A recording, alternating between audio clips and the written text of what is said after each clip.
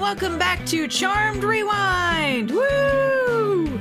Summer fun with the Halliwells. This episode sucked. What? Now, hang on. We gotta wait till the end so people can hear your thoughts, your overall final opinion. Final thoughts. I hated this. Maybe I hated everyone in this. Maybe this podcast is gonna change your mind.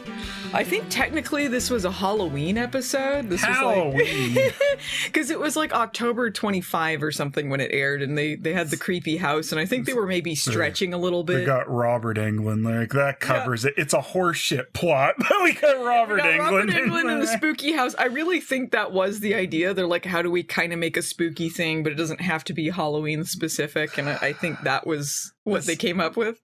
This is terrible, the Halloween episode. Happy Halloween, everyone!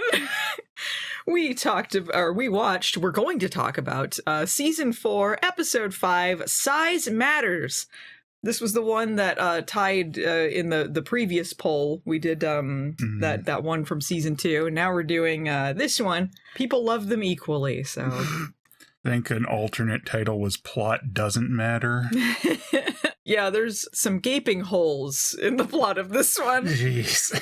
It's quite silly, but it's still, like, it's within the acceptable period of the show. Like, it's early Season 4. It's when you start getting to the middle to late Season 4 and the Cole shit really starts going downhill. That's when the show starts taking a real turn. Yeah, but Phoebe and Piper were really being insufferable in this. I think part of Piper's storyline in this, although she is being insufferable. Piper has a little bit more reason than Phoebe. Yeah, Phoebe's just an idiot. Maybe it's supposed to be part of the same thing, but Piper especially, she's still reeling from the loss of Prue. This is just the 5th episode of Season 4, Season 4, and at the end of Season 3, that's when Prue died. So they're still getting used to Paige. Paige is still learning stuff. Piper doesn't want to accept her to replace Prue. And I think that's a good story, but I don't feel like they explore it well enough to fully justify her actions in this. It's lightly hinted at and then kind of blown past. I feel like there was probably a better way to handle this storyline. Like, I get there's a lot of better ways to handle this. I get it to an extent, but you know, everyone's a little bit dumb and very, very. All right. Other than that, I'm not sure any other storyline things are going on. Just that Paige is still learning her powers. Piper also just recently learned her explodey powers, so she doesn't use it for everything, but it's a possibility. They bring it up a little bit in this episode. She's still trying to distinguish when she's trying to blow someone up or freeze them. Yeah, like she wants to blow everyone up I'll anyway. see what happens. I'm willing to risk it. Yeah, who cares? She's willing to blow up everyone anyway, but you know, other people are concerned that perhaps she should have a little more discretion. 50-50, they get frozen or they go boom, who cares? All right, well, let's jump right into this spooky Halloween treat. Are we having fun yet? We open with Piper and Treat. Speaking of Halloween treats, this is a club promoter who has been made the new manager at P3. Piper has given him authority to make all sorts of changes to the club because she wants to make some more money. He's got some ideas to give the place some more flavor. She gives him all this authority and then's like, but you don't have that authority. No Daryl in this Daryl one. in We there, need Daryl in here. She gives him authority to make some changes, but he's way overstepping his bounds at a lot of time. He's changing the name of the club. He's hiring bouncers that don't even know who Piper is. He's basically trying to do a mutiny here and just take over the whole place. And she's just like, I don't know. It seems a little weak for Piper, she's meaner to Paige than she is to this guy for overstepping his bounds. I feel like Piper is allowed to be mean with this guy, but she's just getting walked all over. Yeah, it's very weird for her. Maybe it's part of her grieving process. She just doesn't have the energy to, she can try only and blow be up club mean promoters. to family. Only be mean to family. Just half-breed. Yeah, and stupid Leo. Yeah, and stupid Leo. She's always mean to him. Yeah. But some of Treat's ideas, all of Treat's ideas are pretty dumb, honestly. This includes stringing up white gauze curtains and replacing the tables with, I quote, mounds of pillows. That's what you want your alcohol set on, a pillow. Yeah, you need tables for things. Mounds of pillows, replacing the tables, not just alongside them, replacing them. Mm-hmm. And he says that this would be great to do because P3 is too safe. I can't think of anything safer than mounds of pillows to rest your head on. This is the danger they needed. Maybe it's because liquor-soaked pillows very quickly. Maybe it's because like people dancing and tripping over pillows is a real hazard. And you're like, I don't know about this. Yeah, those curtains are hip. Yeah, those curtains are hip. They make a real running thing out of these curtains, but do not showcase them at all. So it's very weird. You kind of see in the background a little bit of curtain, but the way they're acting, it's like this is nothing but God's curtains everywhere. Are the worst part. I think the pillow forts would be the dumber thing. Yeah, honestly. Piper's not sure about this, but she's looking for some changes. This is when a curly-haired Phoebe rushes in, and she is pissed that they're ripping out their table. That's our table!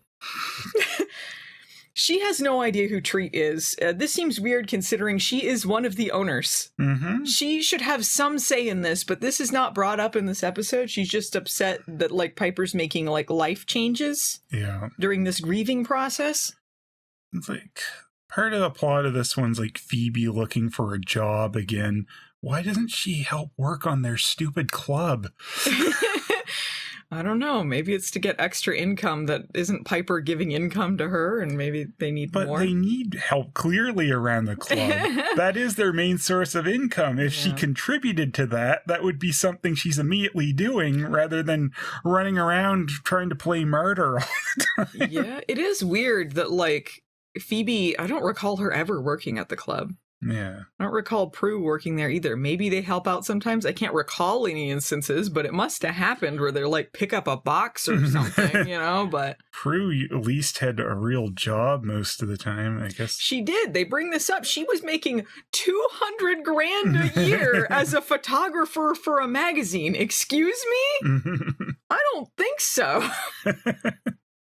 But during this interaction with Treat and Phoebe, he gives her like this urban handshake and she's really confused. Like he's like, grab her and does this little fancy thing. And she's like, huh?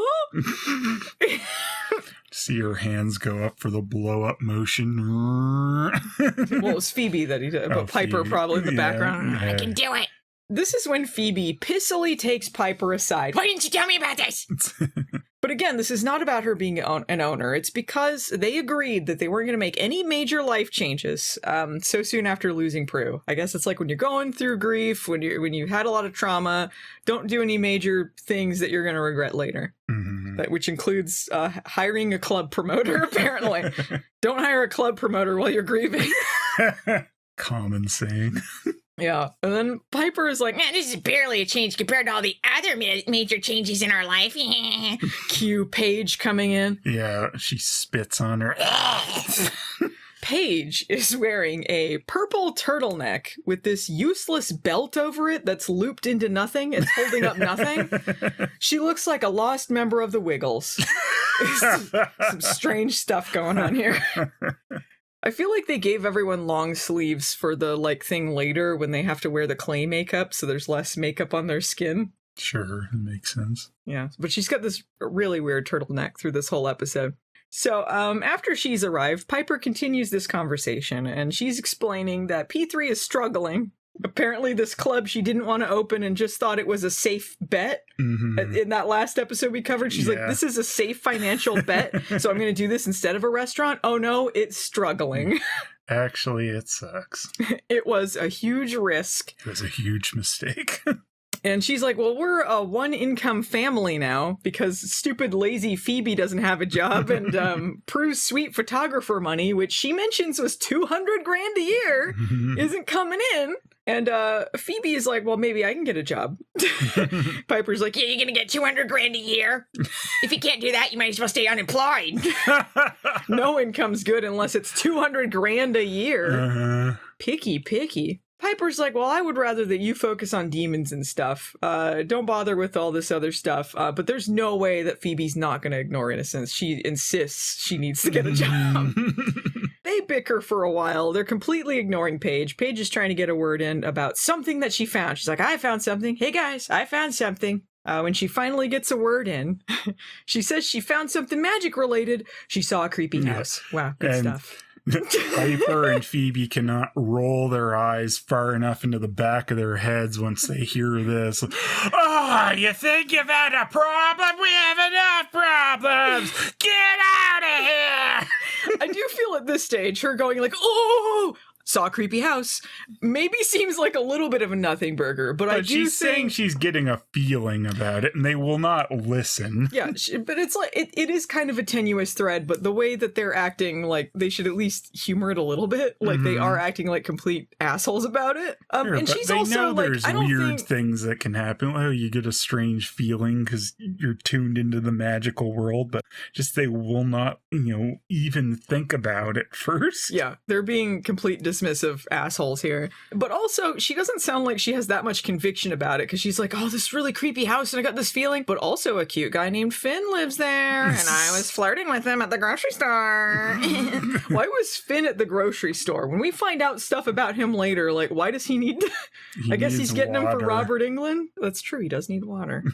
He needs water or he'll dry out? Yeah. Yes. They're getting bottles of water, I guess. Maybe he's getting Robert Englund some groceries because he can't leave his house. Like, can you imagine Robert Englund? He goes like looking like he does in this episode, like, hey guys, getting some sandwich stuff. Time, bitch! Is he making any money? Does he sell these figurines on eBay? Yeah, I guess he's a demon. Maybe they're just stealing it. Who knows? Maybe Finn has a job somewhere. They have to pay for that house some way, right? I don't know. I don't know what the deal is with the creepy house ownership. No one thinks about this house ever. No. They've had it since the 70s at least or something. That's true. Well, we don't know if they've been in that house since the 70s, just that he's been doing his thing since the 70s. But anyway, Phoebe is like, oh, a cute guy named Finn, stay away from him. Why? She's got nothing about him yet. She doesn't think there's anything to do with this house. She's completely dismissive of this house. But this Finn guy, she's like, stay away from that guy. Presumably she wants to get to him first. Yeah, probably. Hey, cute guy, I'm going for him. They just have to be as big a jerks to Paige as they can for no reason. Yeah, Piper is being such a condescending bitch about this. They're so condescending. They both are, but Piper in particular, she's like, oh, you've only been a witch for a few months. Shut up. Yeah. When you've been witch more than a few months, then you can make the calls on this stuff. Yeah. Oh, I cannot stand either of them, just how condescending they are to Paige for no reason. Yeah. Piper leaves, and then Phoebe starts her condescending voice, which is just grating to listen to. She's like, oh, yeah, I don't really think this is nothing. Like, I believe you, but I don't. You gotta admit, it's kind of nothing. How about this? Drop dead Phoebe. Why, if she thinks... Yes, drop dead Phoebe. If she thinks that this is nothing, why is she telling her to stay away from Finn? Pick one. Pick one, Phoebe. Like, she's like, this is nothing, don't look into it, but also stay away from that Finn guy. Pick one, condescension. You're contradicting yourself, Phoebe. But maybe Phoebe was right, because then we cut to Finn. He's on his motorcycle, and he's arriving at his creepy house with another lady. Philandering nonsense. They could have saved this lady from any shrinkage or any of the stuff she goes through had they listened to Paige immediately. Yeah, after this episode, she can't be making any major life changes. There's some trauma going on here. This house, it looks like Casper's house from the movie Casper. Like covered in cobwebs, creepy, looks nothing like the things, the houses around it. It looks like Robert Englund's living in the walls. He's like Gary Busey peering at it. He's the hider in the house. Yeah, the exterior doesn't even look friendly. I don't know how they keep luring women into this place, because it looks like a stereotypical haunted house. Like, it doesn't look like anything anyone's living in, much less you should go into. Like, immediately, I would think it would make more sense, kind of like, Finn is used as the bait to bring people in, that the front of the house should at least look nice. And then maybe it could be, a creep out twist if one of them wanders past, the nice looking facade in the front and they're like, oh, what's going on here? And it's all creepy. Yeah, he manages to lure in this lady. I think her name was Claudia. I could be wrong, but I don't care enough to look it up. I think it was Claudia. But like he manages to lure her in as if this is something like a first date. You would love to go into this guy's creepy haunted house. Yeah. Today's gonna be the best day ever. Yeah. Ain't nothing horrible gonna happen today. Apparently the exterior of this house was just 2 houses down from the exterior of the Halliwell Manor, by the way. Right. You could tell kind of by those like stone what you call them, like dividers. Around the house. It looks similar to what's around the exterior of the manor. Mm-hmm. They're just like, just go 2 houses down. Apparently there's this creepy haunted house. They should have noticed this right away. Yeah, like, what? Excuse me? Shut up, Paige. Apparently this is something Paige came across. Like, every time she went to go get coffee, she would walk past this house and get this weird feeling. This is before she even met them. So apparently her white lighter tendencies, like, I don't know, for years she was walking past this creepy cobweb covered house like, something suspicious about that place. Do you even really need magic for that? Yeah, I think Piper even says that. Like, doesn't take a super witch to know this place is creepy. But anyway, Claudia is like, yeah, I'd love to explore this creepy old mansion with this guy I just met. Head right in. Boop, boop, boop. This is when we get our first sight of Robert Englund, and he's watching her from like this hole with some slats in the wall. Mm-hmm. I'm a little confused about Robert Englund in this episode. So, a little confused. There's a lot of confusing things. But like, so part of his deal is that he was like a witch made him look ugly, like as hideous on the outside as he was on the inside, something like that. So I couldn't apparently tell. Used to look like Finn. Yeah, Finn is supposed to be what he looked like when he was younger, but like, I don't know if if they gave him scarring or just made him dirty looking. It's kind of unclear, but it's like, it's not much of anything. I don't know if they were trying to do like the Freddy Krueger thing and give him some scars on his face. I think that's probably their initial ideas, maybe. Like, yeah, we'll kind of make him Freddy'd up, and then it's like, yeah, you can't get that close, though, and get away with it. I think that was the idea, but I really don't know if they actually did anything, or if it was supposed to be the Robert Englund face is the hideous face, and then he just got turned into Robert Englund from Finn. Yeah, they show something way more grotesque in the book, and then when you see him, it's just Robert Englund. Well, it just looks like Robert Englund with maybe some scarring in the book. I don't think it looks like that hideous, but it looked way more messed up than how he really looked. It looked a little more clearly disfigured than his actual face in this, because I couldn't tell if it was just smudges or if he actually had like prosthetics on. I don't think he did.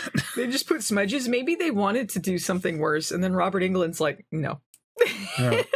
I think they thought they would try and make him look like Freddy, and then they weren't allowed to or something. No, you could do more scarring than that and not be Freddy Krueger. They could have done something to his face. Like, they don't, like, Freddy Krueger, they don't have, like, a trademark on just having things on his face. Sure.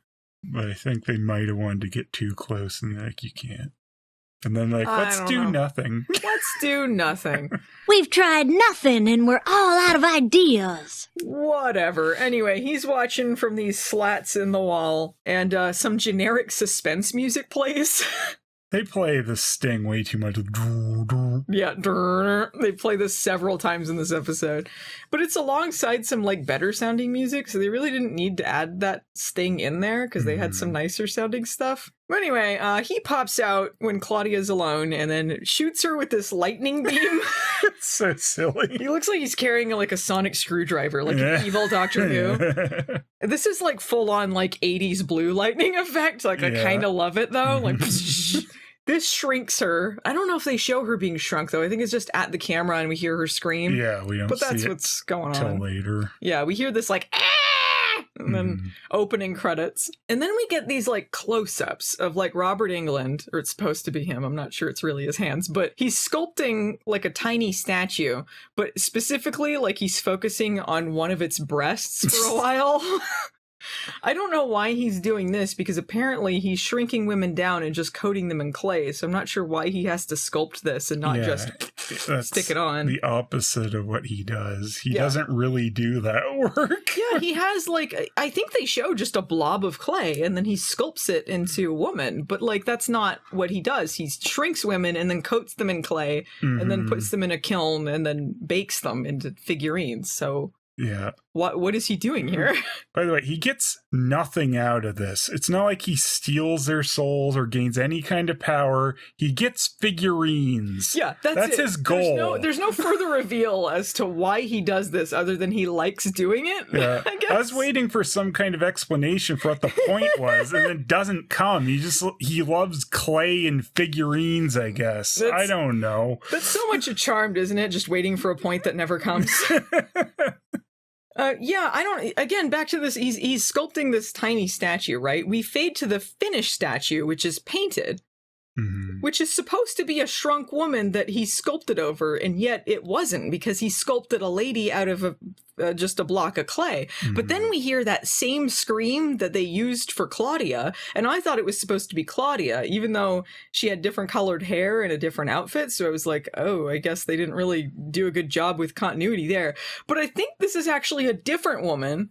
I guess so. If it's supposed to, in fact, be a woman, because they play a scream over it. Which means, I guess that would have been someone they saved if they had listened to Paige immediately. Why is she still screaming? Apparently this is after she came out of the kiln. Wouldn't she be dead? That's the whole point, is they die. Yeah. Unless they're all of the figurines they find are still alive inside. I don't know. And why don't all the other figurine corpses turn big after he's undone in the end of the episode? Everyone else turns back. They just have a bunch of rotten corpses in the room. Uh-oh. Stinky. Who cares? Not our problem. But anyway, so next we see Finn. He's taking off on his motorcycle outside. Paige is watching suspiciously. Next we go to Phoebe at a job interview. She's trying to get one of those, $200,000 a year jobs. So naturally, she wears pigtail braids and a lacy colored jean top. To really show she's up for these $200,000 jobs. Uh-huh. This interviewer woman, she's not having any of this. She's unimpressed. She immediately makes fun of Phoebe for graduating college at 27. Which I don't think is really that. You can graduate college at any time. But 27, I feel like, is not even that late. No, I thought that was pretty condescending of her to say that. The assholes on her on that one. Phoebe brings it back to her soon, but at this point, it's on the interview woman. Yeah. Phoebe's like, don't worry, I'm totally qualified. Also, sometimes I have to leave unexpectedly, and my hours will never be consistent. Am I hired? Yeah. No. Like, you want to elaborate? Doesn't even come up with a lie. She could say like, I have health problems, or I have a family member I'm a caretaker for, or anything that like she shouldn't pry into, but a reasonable excuse why sometimes she has to leave for an emergency. But instead, what if you just say, I can't tell you? And Phoebe gets so pissed at this lady in this episode. So back at the manor, Paige comes in her little Wiggles outfit, and she finds Leo floating in the air meditating. Back when he still did stuff like this. He's so inconsistent as to when he can levitate and why. This is the same with Phoebe. She has the brief period where she can levitate, but they never use it for anything useful. I can only do this for pointless reasons. The only other time I remember Leo floating was to change a light bulb. It was like nothing ever useful came out of this. And I'm sorry. He's got a bunch of extra powers in this one, doesn't he? Which are all pointless. Oh, yeah. Some things we never see before or after. Yeah, the floating thing is weird. And also, like, he comes off like such a wiener. I'm sorry. Him, like, meditating, like, little sparkles around him. Yeah, I want to give him a wedgie. Stupid wiener. So he's doing this thing he very inconsistently could do sometimes. Paige comes in. This distracts him, and he falls on his ass. Cue laugh track. And Paige is like, oh, sorry, I knocked on the door. No one answered, and it was just open. And Leo says, this is insane to me. He says that they leave the door unlocked most of the time to cut down on demons breaking the door down and costing them money. This is so we just let everyone in because sometimes demons broke a door? So they're just going to let any old ding-dong into their house to attack or rob them, or worse, because they don't want to pay for a new door? And what demon is like, I was going to bust the door down, but It's open. Hey, Leo, why don't you heal the door? Because that's apparently something you could do, you dipshit. Also, demons can, like, I always forget, blink or whatever. They can teleport. Yeah, that's what we usually see in the show. Teleport. They don't need to bust the door down. Like, they might have sometimes in the show, but rarely do they break the door, because usually they teleport in. Yeah, it's so much easier, because, like, it's also cost-effective for the show. Sometimes the demons just hang out in their basement and they do nothing about it. Well, not our problem. If we don't go downstairs, they don't exist. So Paige is like, actually, I was looking for you, Leo. And Leo asks why, as if no one has ever wanted to talk to him in his life. He seems genuinely shocked. Why? What? Why? I have nothing to offer anyone. He's her white lighter. Why would you want to talk to me? It's like he's looking around like he does not have permission to talk to her without Piper around. Like, huh? What? Yeah. See, like, the fires of Piper coming. What are you doing? She does act pissy. Why did she talk to him without her? You were talking to him behind my back. That's what she says later. Yeah. It's super abusive relationship. Holy shit. So Paige is like, hey, I want to have a white lighter chat. And her white lighter chat with him is apparently... I got to point out, actually, the white lighter chat thing. Because she's half white lighter, half witch, and I guess an abomination in the Elder's eyes, they don't teach her shit. They just let her do it on her own, but she also has to do white lighter stuff, so I guess she has to go to Leo for advice? Like, why don't they ever teach her anything? It's almost like the elders are dicks. The elders are dicks. But this white lighter conversation is not much. She's like, hey, you can sense your charges, right? So maybe I can sense evil with my white lighter powers. And then she mentions the creepy house. End of white lighter talk. We're on creepy house now. Mm-hmm. It was barely like a tenuous reason to get into this conversation when she could have just said like, hey, I have this question about this creepy house. She could even say like, oh, maybe I think my white lighter senses are telling me something. This is something here. Yeah. But it feels like, I don't know, not that in-depth of a conversation. Yeah, they should have made it flow better if you wanted to get to creepy house. Yeah, basically she wanted Leo to talk to Piper and Phoebe to get them to stop being such dismissive a-holes. Uh-huh. And he agrees with a smirk like, you know them. Yeah, they suck. They're horrible. Like Phoebe comes in too and she's like, what are you talking to him about? Better not be the creepy house again. Like, shut up. She arrives slamming the door in a fury and he's like, maybe it's not a good time to talk to them. Yeah. They suck as always. She says one of the most horrible things in this episode, maybe the most horrible. She says the world had better start showing her some respect or she's going to stop saving it every week. Well, I guess it never showed her respect then, did it? She did. She saved herself this episode. She didn't save shit. Mm-hmm. Wait a minute. What about me? We don't have time to care about you. She starts to complain about not getting this job and how this woman was so stupid or whatever. And then she bitches at Paige and goes like, where's you at work? Yeah. Yeah, you're not in charge of her job. Yeah, shut the hell up. What the fuck? Yeah, and like Paige is on her lunch break. Shut up, bitch. You better not be on about that creepy house. Yeah. Why is just she because so mean? You didn't care doesn't mean she has to not care. Get the fuck out of here, Phoebe. I feel like if the intent with Phoebe was supposed to be the same thing as with Piper, that she's kind of not accepting of Paige because she's not over the loss of Prue or whatever, they needed to address this if that was it. They did a good job hiding it if that's what it was about. Because it seemed like it's more just her personal issues and then she's yelling at everyone else. Yeah, like it's all about Piper and Paige having to agree with each other. They don't address Phoebe. So either this is an unrelated thing or they're just not, it doesn't matter to them if they address this or not. Mm-hmm. But I don't think it is because Phoebe is happy Prue is dead because Alyssa Milano is happy Prue is dead because the episode after Prue died, she's like, bummer.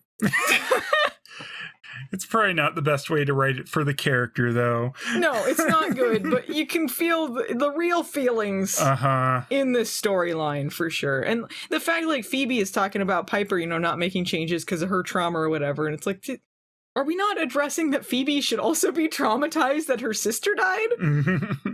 Because she's not. She just cares that she had a bad job interview. Well, Leo is like, well, I think this creepy house is worth checking out. And Phoebe then passive-aggressively is like, oh, yeah, well, I guess I don't have to be at work or anything, so I guess we'll go. Let's go. We'll go investigate the stupid creepy house. But Paige is actually more responsible than her. She's like, I actually am on my lunch break, so I gotta go to work. Maybe after I'm done, we'll meet up at the creepy house, like around 4 o'clock. Here's the address. See you later. And then she thanks Leo, like, thanks for believing in me, you know? And then Phoebe glares at her as she leaves. Glares at her. These are our heroes. But Leo is also kind of a piece of shit, right? Because it turns out he's just kind of placating Paige. Like, because Phoebe's like, do you think she's really onto something? He's like, the important thing is that Paige believes she's onto something. I guess, but at least he's the one who's like, no, we should at least try to care or maybe look into it a bit. He is the one that is being the nicest to Paige in this episode and being more supportive of. It's like, we should at least see. And yeah, they could at the very least go there, and they don't even want to do that. No, Leo's the only one that says, yeah, let's at least look. If it's nothing, they could just orb over real quick, like, oh, looks fine, and then leave. Takes no time out of their day. But Phoebe wants to do the dumbest version of this for no reason whatsoever. She's going to head over there now and not wait for Paige. They don't explain this. She doesn't say why. No one argues about it. She just does. And not only that, Leo says, you want me to come with? And she goes, no. Yeah, she goes, no, like, I think I know what I'm doing.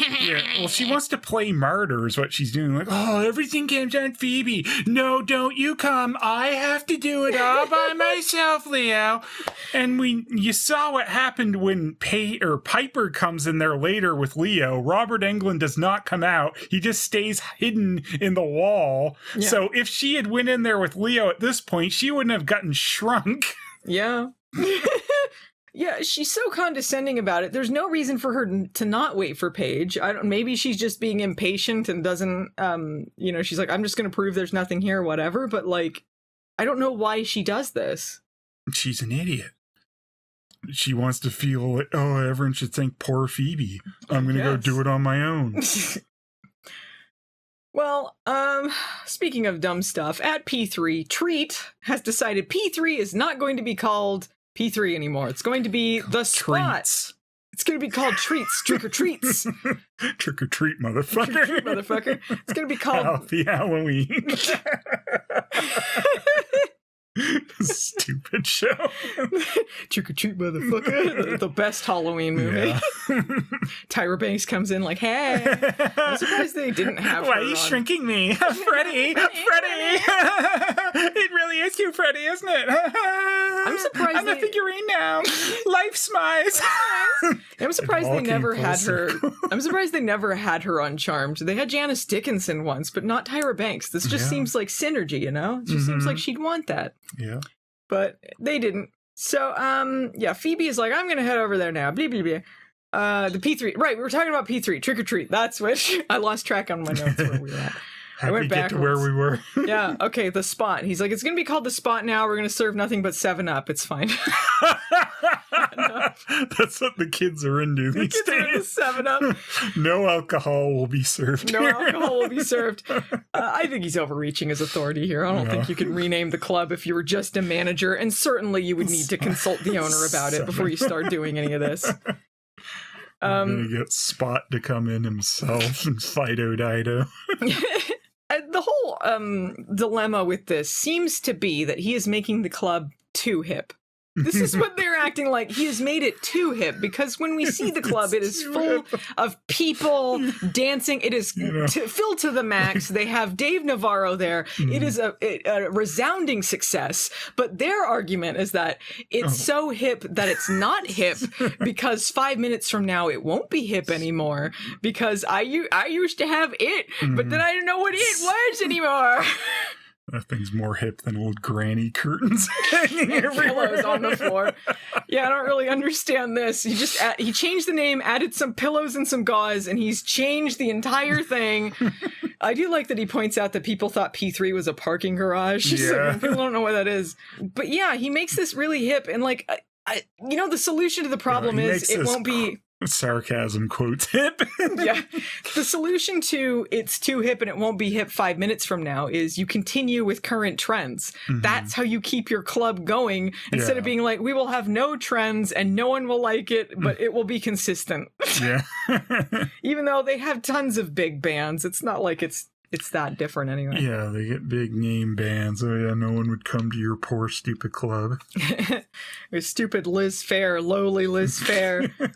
But Piper, I guess, doesn't want to deal with all this. She's like, whatever, do what you want, I'm gonna leave. Do something, do it! Very un-Piper. Yeah, very strange. She does not blow him up by the end of this episode.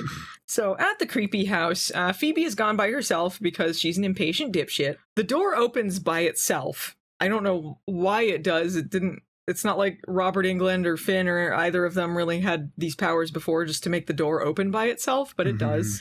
She tells herself to show a little spine and go inside, despite the fact she has repeatedly said in this episode, this house is not worth investigating and nothing's going on. She can only be brave when it's incredibly stupid. Yep.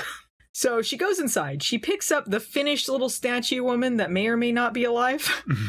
She gets a vision off of the whole thing to what they're doing, and it frightens her so much that she drops the statue and it shatters. I hope she was already dead because she is now. No, Phoebe was ready to kill anyone in this episode. Do you think she killed an innocent or she was already mercifully burnt to death in the kiln? Phoebe murdered her. She saw a vision of what happened and she's still like, oh. She saw that women were being turned into little dolls and thanks for saving her, Phoebes. This is when Robert Englund runs into the room. No! He's upset that his doll got broken.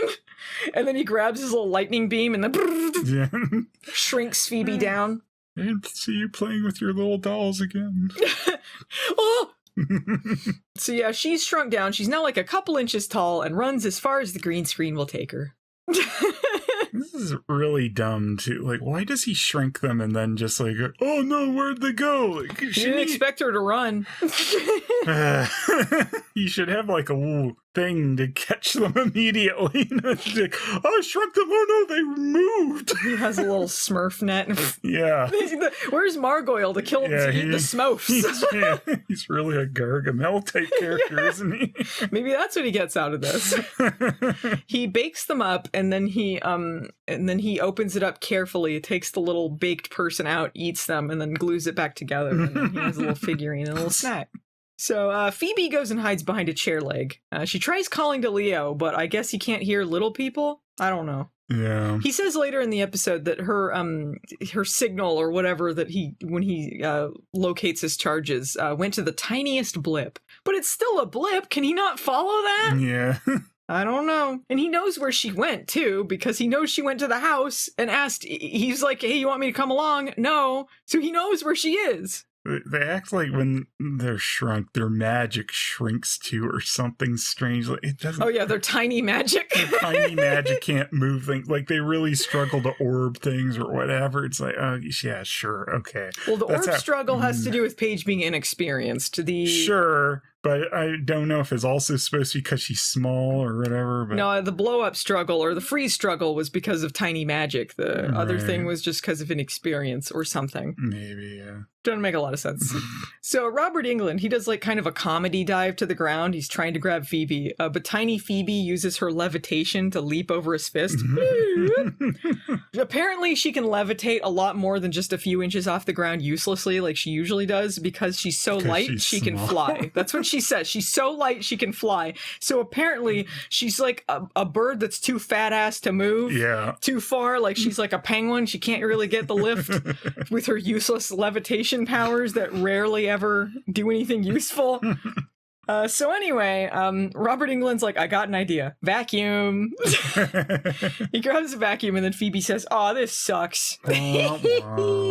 That's funny. Meanwhile, Leo and Paige orb to the spot. Leo, they go over to Piper, and then Leo's like, what's up with the white gauze? It's worse than up there. And I can tell you that, no, it's not worse than tacky-ass Elderland. This place stinks. Stinks. we barely see this white gauze that's supposedly just all over the place. You see like a single white gauze curtain behind them as they're quickly passing by to ask this. So the comment comes off particularly weird because they don't showcase how much gauze is in there. You don't see a lot. So it just seems like he's being weird about one curtain for some reason. We see some more curtains during the final performance at the end, but I still feel like it's not a significant amount. Not enough to get that complaining about it. It's probably not good decoration, but it's not you just as like much should as they trip over a pillow and be like, oh man, these curtains are a problem. So Piper's like, what are you doing here? Where are you doing my work? And then Paige says they orbed in, and then Piper snottily asks, together?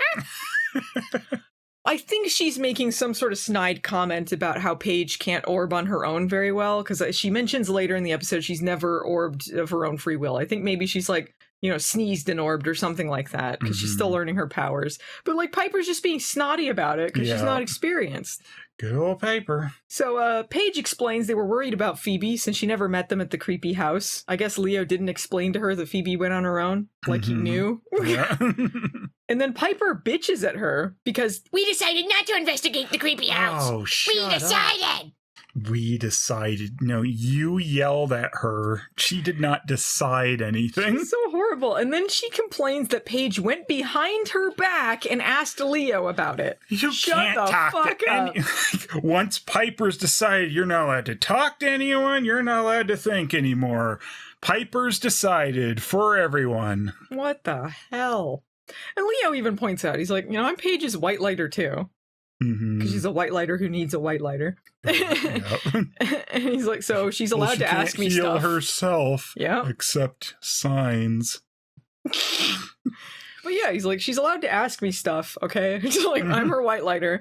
And Piper's like, fine. That was a smart witch thing to do, but an annoying sister thing. She says it as if she's betrayed some sister code, as if like she had some other way to go about it. The sister code of I have decided? Yeah, her and Phoebe completely blew her off. What was she supposed to do? Yeah. Was that the nice sister thing to do? The nice sister thing is for them to say, I have a problem, and be like, shut up!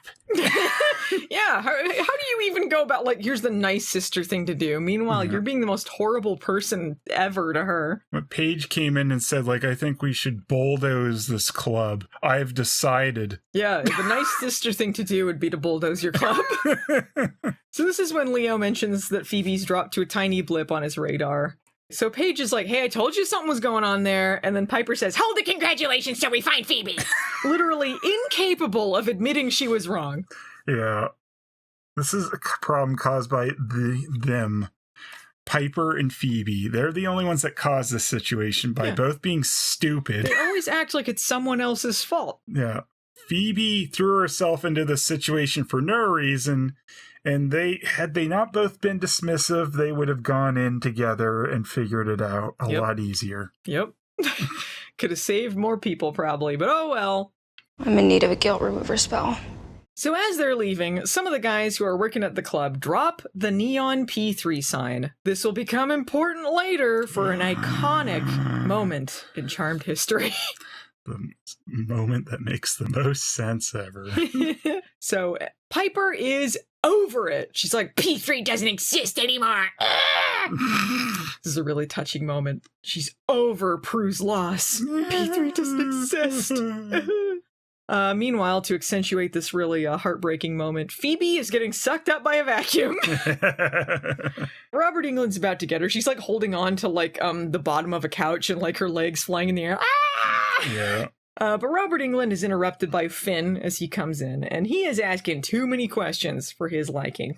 So Robert Englund's like, I got another idea. I'm going to lure out this witch. She's not going to be able to resist saving an innocent, really banking a lot on Phoebe. Boy, does he ever pegged wrong.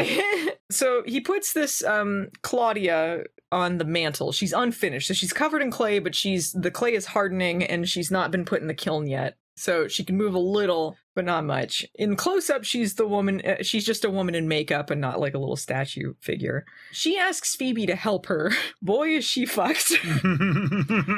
So, meanwhile, the other three arrive outside. And Piper, pretending she hasn't been dismissive of this whole thing the entire episode, is like, Paige, you need to be a super witch to know this house is creepy. Yeah, obviously. I knew the whole time we should check this place out. You're the one saying we shouldn't.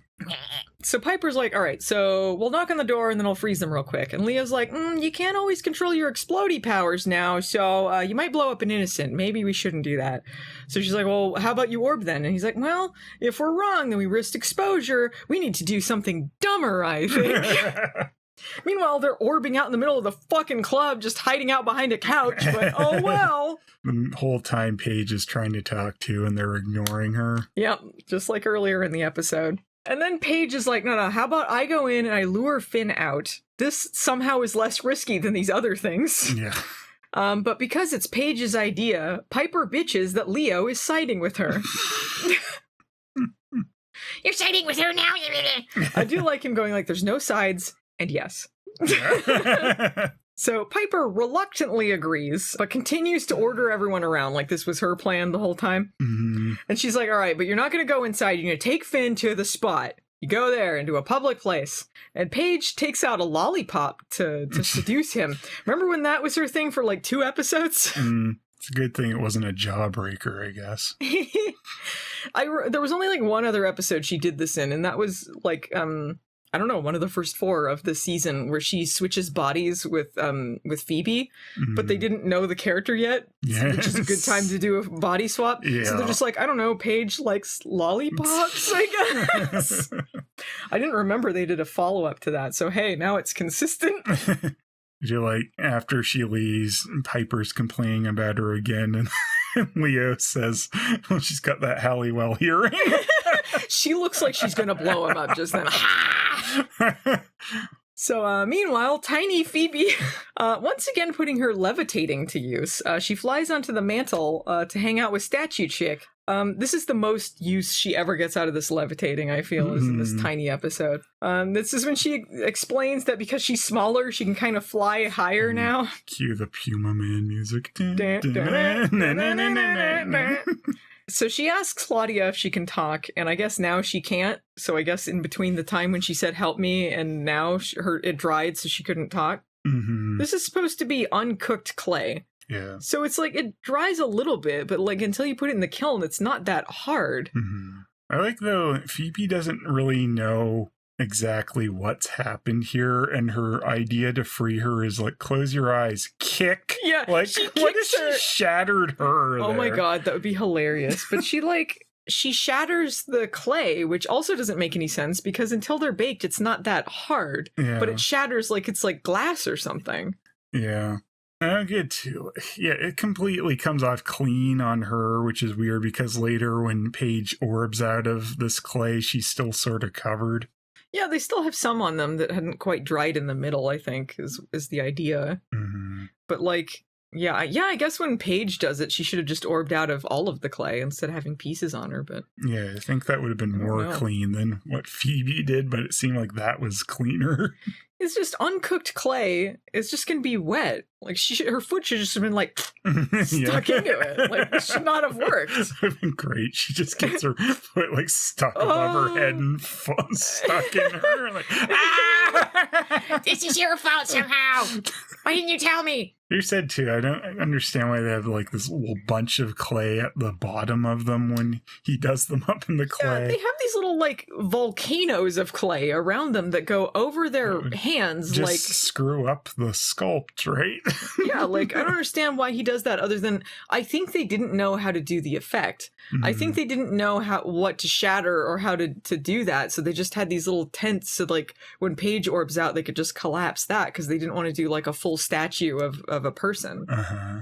But it's weird. Why does he do that? It doesn't make sense with what he's doing. Mm-hmm. Like, if it was supposed to be, like, skirts, like he was giving them all skirts or something, why are their hands inside it? Yeah, it doesn't work for that either. It doesn't make any sense. And then Phoebe says that they have to run before Gamill sees us, even though this is the first time Robert Englund's character's name has been said all episode. How does she know his name? No one has said it. Who doesn't know Gamill? You know, when Gamill's not on screen, the kids should be asking, where's Gamill? The girl should have just been like, who? What? Gamill? Gamill sees them. This was his plan, because he thought Phoebe would come over to try and save an innocent, which uncharacteristically she did. Yeah. This is when he throws like a can over them, like, gotcha. Which is what he should have had ready when he shrunk her in the first place. Yeah. Stupid. Finn is in the background staring gormlessly, like mouth open, like, Finn is having a crisis of conscience here. I guess after 30 years, he's starting to like be like, hey, wait a minute, what are we actually doing? Because he does ask, like, he's like, what are you doing? Like, did he not know for 30 years what was going on here? Yeah, I don't know. Maybe it's like for the first time his little Golem heart started beating. He fell in love with Paige and then... I feel like if they had written this better, it would have been something like that. Like he's starting to become more real, so he's beginning to think more on his own. Yeah, they could have developed this a little more to explain why anything was going on. That would be a better explanation. Especially because they try to act like his character's meaningful later, and he's not. Yeah. Not the way they get rid of him. No. Like, I watched this episode before Phelan, so when we got to that part, like, I'm like, oh, wait for it. Phelan's gonna lose it. Blows up. Hearty laugh. Yeah. It's so bad, too, because, it's because Charmed has no idea what the fuck to do with him, because it's like, this is a character, he's not just going to go back into normal life. He's kind of a gray area. What do we do? Blow him up! Whatever. Problem solved! I seem to recall the first time we watched these episodes, years and years and years ago, when that happened, you laughing a lot at that, like, because one of their more egregious examples of we don't know what to do, just kill him off and get him out of here. It's so dumb, the effect they do. But anyway, Finn, he's still alive at this point. He's like, hey, how about we just let the girls go? And Robert Englund is like, I don't remember giving you a conscience. Again, why does he have a conscience now, though? They don't explain this. Mm-hmm. So Paige shows up, and Robert Englund returns to his staring wall. Ooh.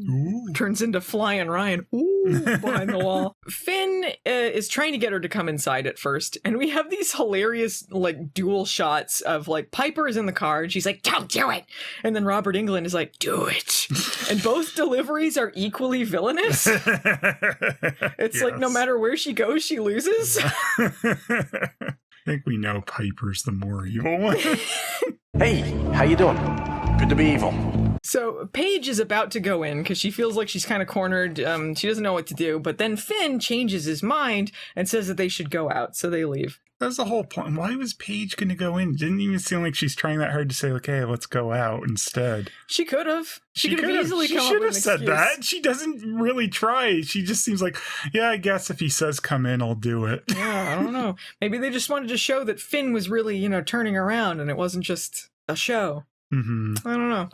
They could have still done that without it seeming like Paige forgot what the plan was. I guess. She was, she doesn't listen to Piper's advice. That's what they told her later in the episode. Mm-hmm. But anyway, I guess they assumed Finn was the only one living there, so then it's fine to Orban. Yeah. I don't think anything else or anyone else is inside. So Piper and Leo Orban's side. They find a cabinet full of the statue women. Good times. Yeah. Their creepy eyes, and then they're like, weird. And then Leo goes... It's going on 2 houses down from us. Apparently. Yeah, I like Piper goes weird, and then Leo says, bizarre collection. Well, nothing to see here. Bye! They leave. Meanwhile, Phoebe and Claudia are like in a box going like, help! Yeah. Also, Robert Englund was scared because Leo was there, I guess. Right. He was going to stab Piper, but then Leo shows up, so he gives up. I guess he thought, with 2 people, he'd be outnumbered, or maybe he's scared of men. Maybe he just likes taking out women. I don't know. Yeah, I can't have male figurines. Ew. But again, that shows how easily this wouldn't have happened to Phoebe had she gone with Leo. Yep.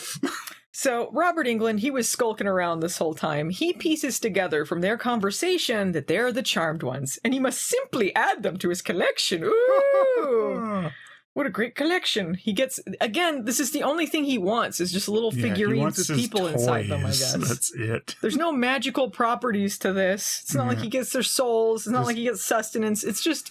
He just has a hobby. Yeah. It's not like he even gets to go to a convention and show them off or anything. Or sell Maybe there's a demon convention. Yeah, you think there is? Yeah. Like, whoa, you got a Piper? Wow, mint condition. You took that Piper out of her original packaging. No. At least I still have Yasmin Bliss. That was his name, the Collector. He was the Collector, wasn't he? Yeah. Man. Shut up. They don't even mention his name. Is it, Gollum or whatever? Gamill. They don't even mention Gollum. Yeah. My precious figurines. Gamill the Gollum with the Golem. He's named the Collector, but they don't even say his name in the Book of Shadows, I don't think. I think they just say the Collector. Yeah, it just says the Collector. But somehow Phoebe knew his name. So anyway, cut to shortly later, Phoebe and the other lady are both covered in clay and waiting on the mantle to dry. Phoebe goes, you know what's important right now? To complain about that interview. Yeah, she complains to this woman. Like, Robert Englund goes out to get everyone else, and then, like, she's just like, yeah, well, my day. I know you're about to die and all, but listen to this bad interview I had. You know, the girl does kind of make a noise like, this is my last moments. Can you please stop? So at the manor, Leo has found Gamill in the Book of Shadows. There's a picture of both him and Finn. I guess this is because later, and I missed this, but you got it. They say that, Leo guesses. I don't think I know it doesn't say anything in the Book of Shadows about Finn. It just has a picture of him. Mm-hmm. But Leo surmises that this was Gamill. He made him in his own image because he's a golem made of clay. Spoilers. Mm-hmm. He made him in his own image. So this is apparently what Robert Englund looked like 30 years ago, apparently. Yeah. Even though we know what Robert Englund looked like 30 years prior to that, and it was not Finn. But I don't know if, again, it doesn't seem like Robert Englund ages, or unless he aged 30 years, but Finn didn't because he's a golem, or he looked like Finn, but then the witch made him look like Freddy Krueger because he's ugly or something. Yeah, a bunch of not very well defined plot for that. This page in the Book of Shadows is comically useless. I read the whole thing. I froze it and read the whole thing. There is nothing about Finn. There's nothing about little women and statues. There's nothing about why he's doing this, what he's doing. All it does is say that 30 years ago, or that the collector's known for unique figurines that he collects, and 30 years ago, a witch made him ugly. Yeah. And that's it. Basically should just say, see next page for more information. Then he flips it. It's like, see previous page on the collector for more info. What? I do love that the page describes his backstory as being 30 years ago. Not a specific date, just says 30 years ago, as if no one past 30 years after that would be reading that book, because it's going to be out of date instantly. Unless it was 30 years past whenever it was written. When was it written? Who knows who wrote this and when? 30 years ago. And also the way that the paragraph, it is just a paragraph about him. The way that it's worded, it makes it seem like the witch just thought he was a creepy doll guy. Like he collected creepy dolls, so she made him ugly. Like, ew. He has a creepy collection. Ugh. Maybe she's the villain of this story. Maybe he was a normal guy, just collected dolls first. Yeah, and now he turns witches into... now he turns them into things. Because they were fucking assholes about his doll collection. It all makes sense. Yeah. Yet they say unique figurines. It doesn't say, hey, women are in these figurines or anything that would be anything helpful. Useful, no. Why did they bother making this page? Half of it is taken up by the portraits. Yeah. Like, they could have drawn less or smaller and then wrote a little more. Whoever made this entry is really the Phoebe of their time. Sears portrait. Leo even points out that there's no useful information on this page. Like, well, I don't know. Doesn't say. Yeah. Well, I can't use anything from this. Probably was just the witch's, boyfriend or something. They had to break up like Coleman. She was mad at him, turned him into this weird guy who turns women into figurines. Fiddle-dee-dee, become Robert Englund to me.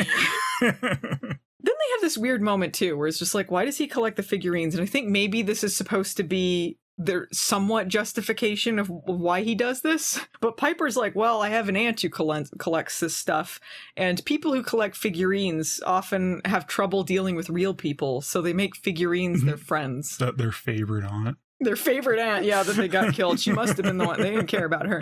But people who collect figurines have no real friends, so they make the figurines their friends? Excuse me? Yeah. It doesn't seem like these dolls are really... They mean something to him, but it's not like he's like talking to them or treating them like friends. Mm. I don't know if this is actually his backstory or not. It's just a weird comment that Piper says about people who collect things. Yeah.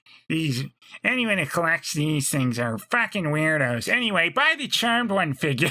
I would believe that... I wouldn't want to buy those Charmed toys and be a fucking weirdo. I would believe that Robert Englund in this episode is not much of a people person, though. I think she read him right on that one. But anyway, Piper's concerned for her sisters for once.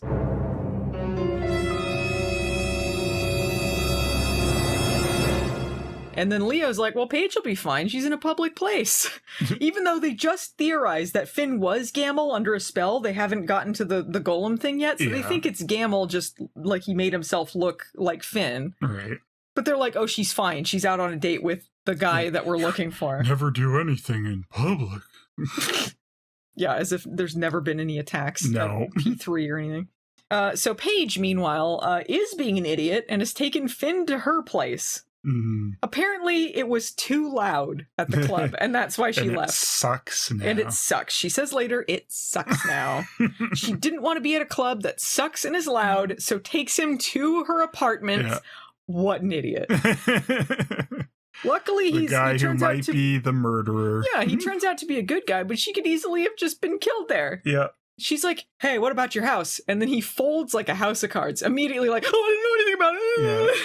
Again, this would have made so much more sense if they just said, he's starting to become more human or something, and that's why he has this feeling, and that's why he suddenly realizes this is wrong.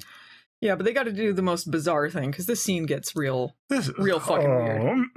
It gets real fucking weird from here. Man. So he's like, I don't really know too much. Only that Gamill made me. And she's like, was this like a mob thing? Made you? He's like, no, he made me. Here, let me prove it. Touch my stomach. It does not look like he offers her to touch his stomach, though. It appears, because you could piece together from this episode that he's a clay boy. Mm-hmm. It appears that he's showing her there's a Ken doll situation. Yeah, that's what it looks like he's showing off to her. Hey, touch me down here. This man has no dick. This man has no dick. This is all for like a reveal that he has no belly button, which he could easily show her by just lifting his shirt up really quick. But he doesn't. He just kind of hovers it out and then has her put her arm under there to like feel there. It looks more like a feel under my pants. Feel under my pants. They play this kind of tender music. It's an odd way to portray it if, in fact, she was seeing that he had no dick, which it takes a long time for us to find out that it's not about his dick. Yeah, then they think she's blowing them when they come in. Yeah. Between this weird stomach touching and that, they're at the spot, and we see that it's full of people having a good time. Clearly a bad business decision by Piper. There are women dancing on tables. Piper is not happy. Only if she dances on the table, and when she's possessed is it good. The bouncer there does not know who Piper is. What in the world is Treat doing? He's trying to take over. Coup of P3. Man, she blew him up. Lamest coup of all time. So Piper finds Treat. She does find out from him that Paige left. She takes a reluctant Leo away from some sexy dancing women. There's like women kind of like feeling him up and dancing, and he seems like kind of into it. Like, oh, okay, I guess I'm going. Yes, Piper only. They go to hide behind a couch so they can orb out. Nice, and they're not going to risk exposure there in this busy club. Yeah, couch will cover it. Meanwhile, so they go over to Paige's loft. They call it a loft, and Finn is suddenly shirtless. He was just holding her hand under his shirt, but now he has it open, and the visual implies Paige is giving him a blowjob. Mm-hmm. Classic Charmed. Do you like nice girls or naughty girls? Huh? I blew a Golem Charmed. Fresh Charmed. I slept with a zombie on the WB's Big Sunday. Again, this is all just for the payoff that he has no belly button. Mm. It's way too long to go that far for this reveal. They have this long conversation where he awkwardly doesn't turn around so that you don't see it. Like, he just stands with his back turned to them the whole time. He doesn't even, like, crane his head or anything. He just stands like that. And then she goes like, yeah, he has no belly button. He turns around and you barely kind of see it as he's closing his shirt. Mm-hmm. So you don't even get a big look at it or anything. Yeah. Why did he make her feel his stomach like that? Why did she need to examine him that long? Get on her knees and really look at it. And why did this episode spend so much time on this? Because they thought this was a great joke. This is one of the strangest things I've seen on Chart. And then Paige is like, by the way, I left the club because it sucks now. She says it sucks now. Even though it seems like it's pretty Piper happening. Deserves that. It seems like people like it, though. It's pretty happening. It's just too hip, is the thing. Yeah, it loves liquor pillows. We do see them laying. Yeah, we do see them laying on pillows, drinking presumably 7-Up. So, but yeah, this is the reveal. Finn is a clay boy. He's a golem, and then Leo is like, yeah, he was made in Gollum's image, as if he knows that. Like, why? I don't know. So Finn explains this whole thing, so they're up to speed, and Piper's like, hey, how about you go in and distract him, Finn? And Paige is like, hey, we should actually protect him because he might kill him. And then Piper's like, yeah, well, he's not an innocent because he's not real, stupid. I love Piper has that talk about, like, how you get over losses, you know, at the end of the episode, but she's the one that's like, hey, he's not real. He's not innocent. Stupid. You know, before she was the one that kind of cared about this sort of stuff. She had that breakdown over losing an innocent, but now it's just like, whatever. Mm-hmm. And Paige is like, okay, well, if we go in there, we should probably prepare beforehand. And Piper's like, preparations are dumb. Who's right in this argument? We'll never know. Apparently, Paige was wrong because they go with her thing later and it didn't work out for him. Mm-hmm. Are you gonna say anything? I just feel like it would have made more sense, you know, had they defined what Finn was and the fact, you know, he's becoming more alive or something, and then, you know, had some nicer ending for this. Yes. They have this, like, brief talk about it, and then in the next scene, he's gonna die, so. Yeah.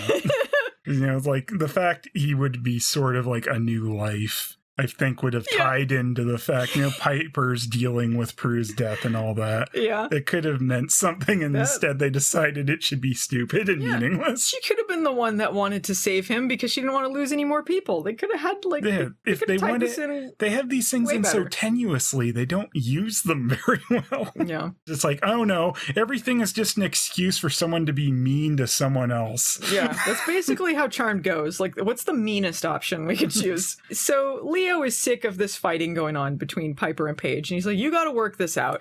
You aren't listening to each other. You know, Paige, you're not listening to Piper's advice. As if, like, this is equal. Mm-hmm. As if, like, oh yeah, well, Piper wasn't listening, but Paige wasn't either. It's like, well, Piper's idea was just ignore all of this stuff and don't do anything and don't save people. So if she'd listened to her, they wouldn't have saved anyone. Yeah. If Piper had had one iota of good advice, then maybe this would have held some water, but it doesn't. Because Piper is the one clearly in the wrong through almost the entirety of this episode. Yep. So this is when Leo abandons them. He just beams out. Beam me up, Scotty. He's gone. So then they decide what they're going to do. They're like, preparations or just barge in. We're gonna flip a coin. And then Paige cheats and gets her way. They flip the coin and then she, like, orbs it to her side that she called. Again, Piper deserves that. But apparently this was the wrong decision because that's what gets Finn killed. But it probably... Well, no, because Robert Englund was waiting for them. If they'd gone to where Piper or where Phoebe was, then they would have saved them. Because Robert Englund was in the house already, apparently. Maybe. He went out to get them. I bet he would have blown up either way. Probably. But anyway, they go to the manor, and Finn's like, hey, can I get some water? Because I'm feeling kind of dried out. They're like, yeah, go over here. He walks into the next room, blows up, dies. A comical little pre-done explosion effect. He's just walking around with 1 HP, apparently. This is hilarious. Just like, it's such a pathetic effect, too, of him just like... Oh, yeah. It's the lazy little charm explosion. Yeah. It's instantly clean. So Robert Englund, he's there. He rounds the corner, and then the girls all just kind of shrug. The girls scream so hard that you can see the yellow glob of gum in Holly Marie Combs' mouth. You see this gum in there. How unprofessional! You don't chew gum on set. Unless your character's supposed to be chewing gum, well, you chewing gum, man. Literally Burt Reynolds, huh? Especially when you know you're going to be screaming in a scene. I'm Turd Halliwell. It's funny. Big hat. Big cowboy hat. I made it out of Finn's remains. Funny. He's dead. He was never alive anyway. Who cares? I'll take dead, non-innocent golems for 300. What is Finn is useless. So yeah, they're both shrunk. Cut to them on his mantle, covered in clay. Comedy, laugh. Ha ha ha. Piper and Paige bitch at each other. This is great stuff. Phoebe, mercifully, has her mouth sealed shut, so she can't say anything during this whole time. Piper and Paige have to make up for it by bitching extra hard. Piper is like, wait, Paige, you can orb. You gotta orb out of here, and then it'll collapse if you're out of there just long enough. She says, like, I've never orbed at will before, and I can only orb in the same room, and apparently being in clay means she can only orb in the clay, so I don't know where she disappears to in between, but it's just a split second. It's just where she bounces right back in the same room. Yeah. So she bounces back, and then the clay collapses in between her being gone, and now she can easily kick away the clay on everyone else. It kind of seems like when it was wet, they could have just Kool-Aid manned their way out. Like, it seems pretty fragile. Like, she barely just like, and then it shatters. Mm-hmm. Surely they could have just gotten out on their own. Really seems that way. Especially when it was just applied. Like, it's going to start out just like wet clay. Why didn't they just run away then? So Piper tries to freeze Robert Englund, but then she can't, and she says he's too big for her tiny magic. Too big! Too big for her tiny magic. Their magic is tiny. That's a plot point in this episode. Because they're tiny, their magic is tiny. That makes sense, sure. But apparently his lightning wand isn't too big for Paige's tiny magic. So she orbs it over, and they use it to shrink him down. So apparently she could orb that over. They have to use Piper's hate to fuel the wand. Yeah, she might as well have turned around with her hands. Turns around with her hands, does the blow-up thing. Yeah. Lights it. And it's the power of 3. So apparently when Phoebe was in clay, she had enough time to think of a spell to pull out of her butt, as if they don't just pull them out in 2 seconds. So they're like, fiddle-dee-dee, let him have poetic justice. And you would really think this is going to turn him into a statue? Absolutely not. Yeah, I don't understand at all what happened there. It's a poorly framed shot, too, where there's some effects going on with Robert Englund. Yeah. He's like stretching and stuff. Yeah, it looks real bad. So the way that they say the spell, the wording is like, let the harm you've done come onto you or whatever. Basically it is poetic justice is what they're saying, which would imply he's going to turn into a statue and the same thing's going to happen to him that happened to everyone else. But it doesn't. He wobbles around a bit and then gets sucked under the floorboards. What is that about? They couldn't have someone go out and buy a Freddy Krueger toy and kit bash it a little to look like him in this episode? That would have been so easy. Those are ready. It seems so unfinished. It seemed like they were going to do that, but they didn't want to shell out for a little statue or an effect or something, or they cut something out or something, because I thought for sure they were going to maybe cut back at the end of the scene when they leave and he's a little statue and his eyes are darting back and forth, and something like that. But nothing happens. He's sucked into the floorboards, and that's poetic justice. Yeah, sure. Whoop.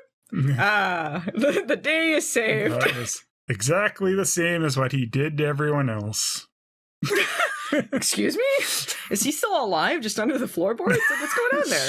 Be great if they had any kind of explanation for what that was. I still have no idea what happened. Was he vanquished? Was he sucked into the house? This is so weird. He's stuck in the top right corner of the shot when this is happening, and his stretch effects are going off the screen. You're like, why is it shot like that? I don't know. Was this a consequence of the making this widescreen? Maybe it was cropped in a little better, and then that's what they had for the widescreen?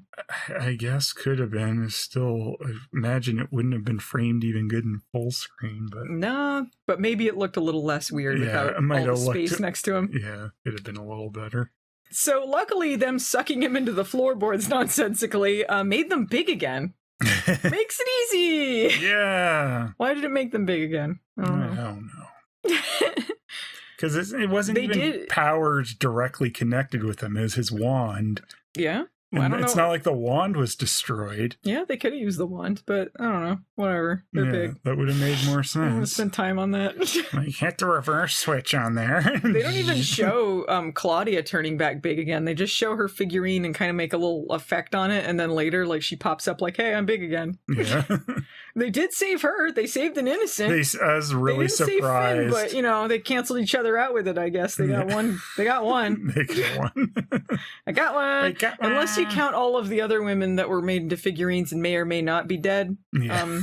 Then that they knock over as they leave. Yeah. Otherwise, if you count those, then there's a huge body count that they didn't save in this one. Later, Dave Navarro is performing at the spot. Woo! And they pull out the wand and zap. Huh? That's hip, okay? That's the spot. So Piper, Paige, Phoebe, and Leo are there. They're watching. And they wring out a pillow for some 7-Up. Yeah. Yeah, you serve it from the pillows. That's got flavor. Ew. Got some history in there. Ages like a fine wine. We're going to strain it like prison hooch. So Phoebe notes, she's like, hey, the spot scored Dave Navarro, so it can't be that much of a failure. But they're like, nah, it's too hip. We're going to get rid of it. Okay. So Leo makes fun of the white gauze again. And if you kind of squint a little, you can see maybe 2 inches of white fabric in the room. So I guess this is understandable. But despite all of the success, Piper's always right. She's changing things back. They flop onto some... No lessons will be learned. No lessons will be learned. They flop onto some mounds of pillows, and Paige brings the mood down by bringing up that stupid Finn. Get over it! Can you not, please? She's kind of mildly upset about this. Like, I guess Rose McGowan knew you couldn't get, full tears for this one because it was a little lame. But she's like, man, last time I was here, I was with Finn. It's kind of a bummer. Like, how do you get over that stuff? And then Piper says, you don't. Like, she's 5. Yeah. She's like, oh, you can't dwell on the losses, so I guess 5 minutes was enough time to mourn him. We're done. No. Phoebe is like, well, my skin's great now. That clay was really good for my skin. Just die. Drop dead, Phoebe. That is stone cold. Piper's like, all right, Paige, I will never doubt your instincts again. Lie. Next week on Charmed. Shut up, Paige! Huge lie.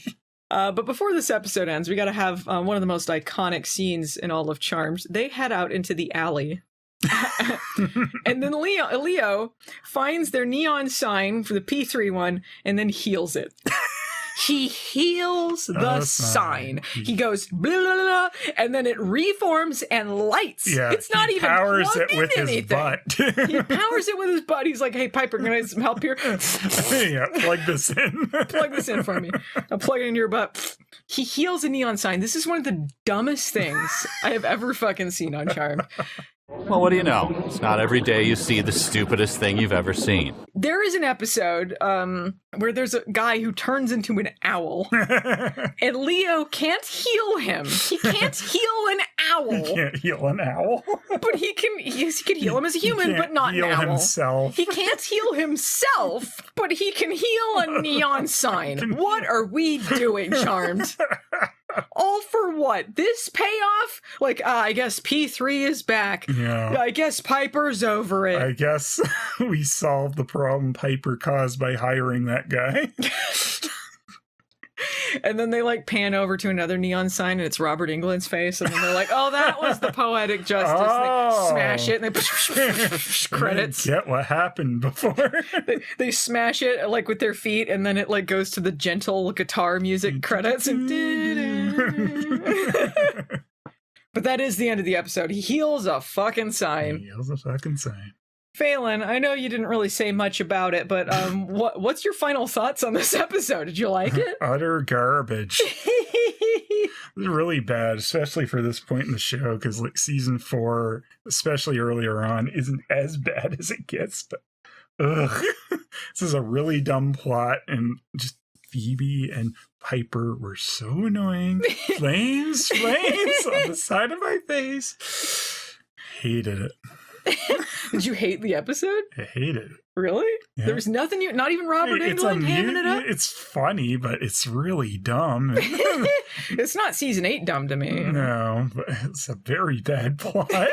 Yeah, I mean, I was amused by this. I mean, there's a lot of things that don't make a lot of sense. It's a really, like, tenuous plot. The whole Robert Englund, Freddy Krueger thing is very muddled. I enjoyed seeing him, but it's a complete waste of his talent. Yeah. I think that's what makes me mad, because there's potential for a bunch of things in this episode where they could have done something really good with it, and it's garbage because of the execution. Yeah, they could have had him really ham it up and had some fun with Robert Englund, and like you can still do the same storylines. Yeah, like I said, there's the whole Prue thing. They could have really had a meaningful story with Piper and the life and all that, but nah. Yeah. I mean, I think this is threw it all away. I think this is just a hanger-on from stuff that they did do better earlier in the season, because when Piper was trying to get over Prue's loss, like, she turned into a fury, and there's other stuff, and part of that is she doesn't want Paige to replace her, you know, so I think they did handle it better. But this episode, it was just a lot of bickering and not a lot of good payoffs to anything. A lot of it was really weak, so Phoebe and Piper were annoying, but I think it's still during that point where I can be amused by it, so I didn't hate it like you. It's more amusing than it got later, but yeah, they really annoyed me. All right, well, if you can choose... We don't even lock the door, we're so stupid. Yeah, really, really dumb stuff going on. Well, if you can choose, do you have a Margoyle or a Carman? It's so close between Piper and Phoebe, but it's because Piper had some kind of reason for her stuff with the Prue thing. It's Phoebe. Also, Phoebe has the added bonus of going to the house by herself for absolutely no damn reason. Because Leo said, I will go with you. And she said, no, I need to make this about me and poor Phoebe. She has to go alone. Oh, she got caught. She's an idiot. Screw you, Phoebe, and drop dead. Do you have a a Carman? It's Leo for the Halliwell hearing, for teleporting out, going like, I'm out of this dumb argument, you guys deal with it, and for healing a stupid fucking sign. How is that a Carman behavior, healing a sign? If anything, that makes him a Margoyle to me, because he could have saved a lot of people if he just put his mind to it, you know? It's so dumb. That's why. It's so dumb it goes too amazing. All right, Margoyle for me might be Robert Englund, because he has no backstory. He has no motivation. He has no real ending. It's confusing. Everything's confusing about him. It's never made clear. He goes out like a loser. Gargamel type of idiot, He's apparently. A Gargamel eating the Smurfs. I feel like that's very in the Margoyle spirit. So that's what I'm going to make him. Although Finn is a pretty good Margoyle too, because man, what kind of life was that? I will, I guess, give them points for doing a Golem story that was not super boring, because God, I so many Golem stories are just the most boring thing I've ever seen. But they didn't do that here. He was just lame. Yeah. The Carman for the episode. Kind of hard to choose. There's not a lot of good Carman. Maybe the interviewer. The interviewer? Because she knew Phoebe was bad news. She kicked her out, got out while the getting was good, you know? She was a little bit of an asshole at first, but Phoebe deserved it. All right. Is that it? Anything else to say about size matters? Enough! Size matters. That's why they made the blowjob joke. Yeah. All right, this is the end. If you guys liked our podcast, our spooky Halloween podcast, we'd appreciate it if you gave us a like, subscribe, or review wherever you're enjoying this podcast. You can find us in audio form wherever podcasts are enjoyed. You can also find us on YouTube under youtube.com/Movie Nights the Series and youtube.com/Phelan. You can support us on Patreon, see episodes ahead of time, or vote for episodes of Charmed Rewind and other stuff like that. My Patreon is patreon.com/Movie Nights. Phelan's is patreon.com/Phelan. Thanks to Peter Hunter for editing the podcast for us and for doing the amazing spooky Halloween theme song. You can find him at Pretor Hunter on most socials. You should also check out his podcast, The Monsters Are Due Podcast.com. He talks about episodes of The Twilight Zone with his wife, and it's pretty good. What hashtag should we use, Phelan? Hashtag. How do you even write that out? Hashtag Sinoise. I know we had some good ones here. It all left my mind. I'll be thinking about it when I'm like listening to this after it's, oh man, we had some good hashtags, but I don't remember them. But you're through it all, man. Hashtag Gillum the Gollum with the Golem. Hashtag heal a sign. Heal a sign. I think I saw the healed sign. I opened up my eyes. I healed the sign. All right. Anyway, standing without even caring. That's what we're gonna end on. All right. See you Charmanders next time. Bye.